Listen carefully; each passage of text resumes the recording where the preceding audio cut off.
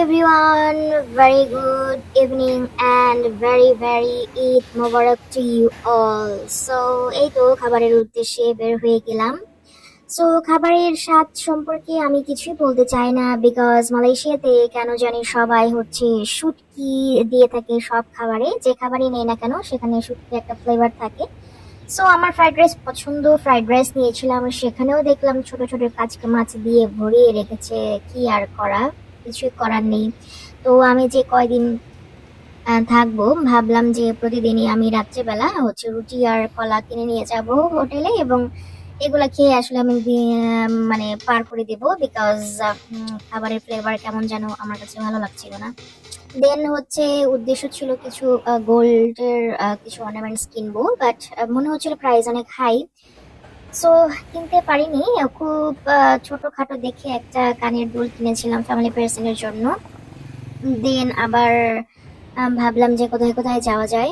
তো গাড়ি কল করলাম এবং ওয়েট করছিলাম কখন গাড়ি আসে। দেন প্রথমেই চলে গেলাম হচ্ছে কেএলসিসি টাওয়ার। সো এখানে কিছুক্ষণ টাইম স্পেন্ড করলাম, একা একা ঘোরাঘুরি করলাম।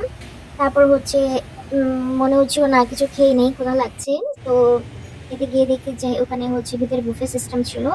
সো একার জন্য মনে হচ্ছিল যে না খেয়ে কোনো কাজ নাই। সো আমি আবার বের হয়ে গেলাম।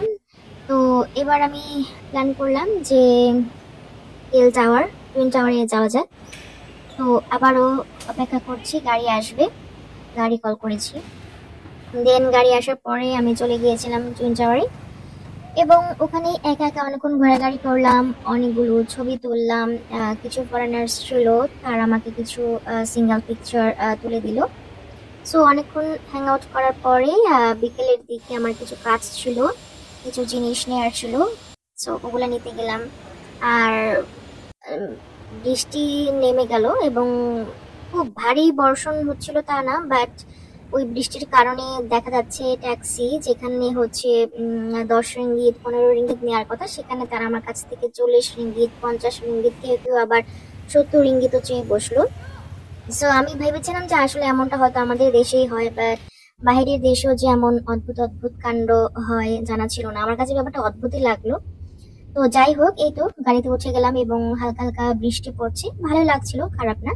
তো এবং ড্রাইভার আমাকে বলছিল heavy rain, heavy traffic. So এই ট্রাফিকটা কি তাদের কাছে নাকি মনে হয়েছে হ্যাভি ট্রাফিক।